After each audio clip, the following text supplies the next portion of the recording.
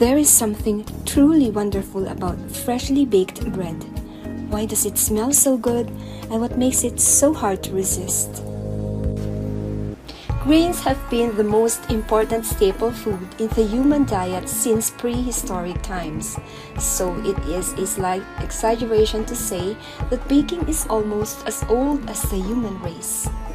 Because of the lack of cooking utensils, it is probable that one of the earliest grain preparations was made by toasting dry grains, pounding them to a meal with rocks, and mixing the meal to a paste with water.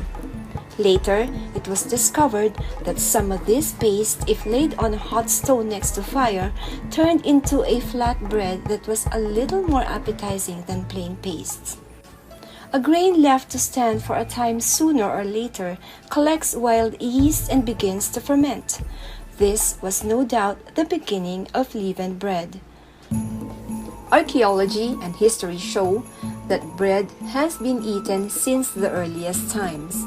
Remains of stone querns indicate that cereal was ground in prehistoric Britain to make a bran-type grain. It is likely that this would have been fashioned into flat breads and cooked over a hot stone in an open fire. At the same time in Egypt, where civilization was considerably more advanced, the Egyptians were credited with being the first people to make breads. Paintings on Egyptian tombs depicted bread being offered to the gods. Pictures of oval, round, or oval-shaped breads shows that they were all leavened, since the water from the Nile River contains the same strain of yeast that is used in baking today. Initially, unleavened breads were made, but natural yeast exists in the air, and by making a warm paste of flour and water and leaving the mixture to ferment, if left for a couple of hours, leavened bread is probably almost as ancient as the unleavened breads. In biblical times, in the book of Genesis, Lot, the son of Abraham, welcomes two angels to his house and baked for them unleavened bread. By the time of the ancient Greeks, about 500 to 600 BCE, enclosed ovens heated by wood fires were in use. Several centuries later, ancient Rome saw the first mass production of breads, so the baking profession can be said to have started at that time. Many of the products made by the professional bakers contain quantities of honey and oil, so these foods might be called pastries rather than breads. Baking is a luxury few are able to enjoy, but for those who can afford a wood-burning stove and to heat it, would start with bread. The better the quality, the higher up the social order you are. The Romans brought wheat, oats, and rye to Britain, along with many of their bread-making techniques. The loaves were normally huge, weighing more than 4 to 5 kilograms, and would be expected to feed a family for several days. Britain sees an explosion of expensive spices such as saffron. Sweet dough with lots of cream and butter started to be enjoyed by those who could afford it. After the collapse of the Roman Empire, baking as a profession almost disappeared. Not until the latter part of the Middle Ages did baking and pastry making begin to reappear as important professions in the service of the nobility. Bread baking continued to be performed by the professional bakers, not homemakers, because it required ovens that needed almost constant tending. It was also in the Middle Ages that bakers and pastry chefs in France formed guilds in order to protect and further their art. Regulations prohibited all but certified bakers from baking bread for sale, and the guilds had enough power to limit certification to their own members. Baking was transformed by globalization, which heralds an explosion of treacle and currants. Plum cake and bready dough with lots of butter, cream, and raisins became popular. Economic growth prompted an emerging middle class, and baking trickled down. Amid growing wealth and social change, people could think about eating things other than bread and imitate the upper-class diet. baking became more accessible, and so more people baked cakes and biscuits. By the late 17th century, sugar was cheap, and so you saw the emergence of mince pies as we know them, made with sugar and spices. And with the refinement of flour, you see the development of gingerbread as we know it. From the 16th century, you had the onset of cookery literature, in which you start to see recipes for things we might consider today as small, yeasted cakes and buns. They would be eaten as part of the dessert course to help you digest the rich meal you had eaten beforehand. You also started to see the emergence of kitchen equipments, such as the cake hoop, that is, a cake tin. The tin was lined with buttered paper. Cakes were made with ale and were very solid. The modern-day equivalent, in terms of the yeast bread-based dough, would be a lardy cake. Seed cakes were also popular. Pastries were considered fashionable in the late 17th century. The English prided themselves on their pastry making. It was considered a skill all good housewives should have. London cookery schools were teaching pastry making as it was a fashionable skill. During the 18th century, the price of wheat rose steeply, and there was a decline in supply of stodgy baked goods. Though the Industrial Revolution from 1760 sees a return to more baked goods, cake making soars in popularity. This was when cake making really took off. The Art of Cookery, written by Hannah Glass and published in 1747, contained a catalogue of cake recipes. Integral to this was the development of the semi-closed oven. The development of baking is as much to do with technology as it is to taste.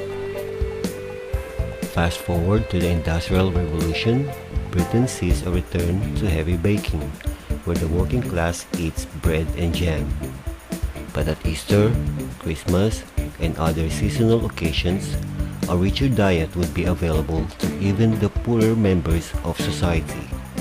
Merchants and shopkeepers can afford ovens and to bake. As more working-class women were employed in the 19th century, they had less time for elaborate food preparation. Convenience food grows in popularity, and the advent of baking powder sees cakes become lighter. We often think of the fast food culture as being a recent thing, but women in Britain in the 19th century increasingly relied on convenience foods such as pastries and pies. Meanwhile, the introduction of baking powder saw the style of cakes change from dense yeast-based bakes into cakes made with flour, eggs, fat, and a raising agent. Bakers also made cakes from doughs or batters containing honey or other sweet ingredients, such as dried fruits. The European discovery of the Americas in 1492 sparked a revolution in pastry making. Sugar and cocoa, brought from the New World, were available in the Old World for the first time. The 19th century saw the development of modern baking as we know it.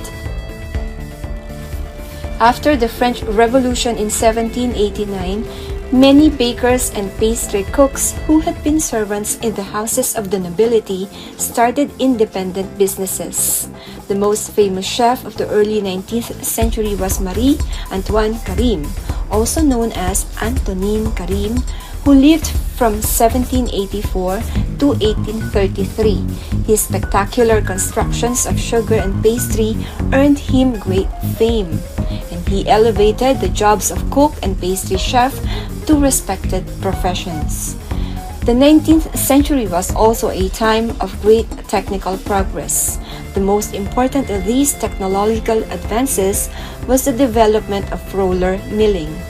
Prior to this time, flour then had to be sifted or bolted, often numerous times, to separate the bran.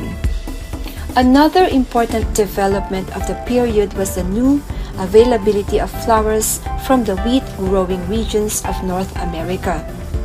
In the 20th century, advances in technology from refrigeration to sophisticated ovens to air transportation that carries fresh ingredients around the world contributed immeasurably to baking and pastry making.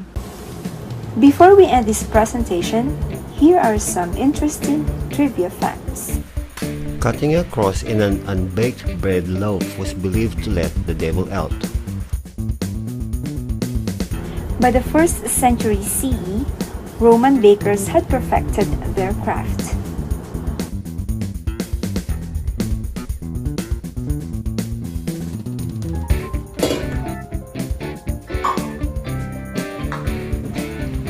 The original bread ovens were often made of fireproof stones or bricks.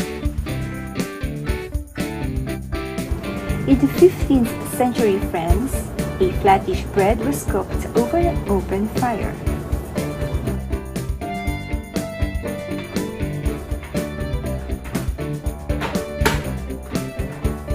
In Victorian times, all households baked their own bread. The ripeness of wheat grain is determined by their color.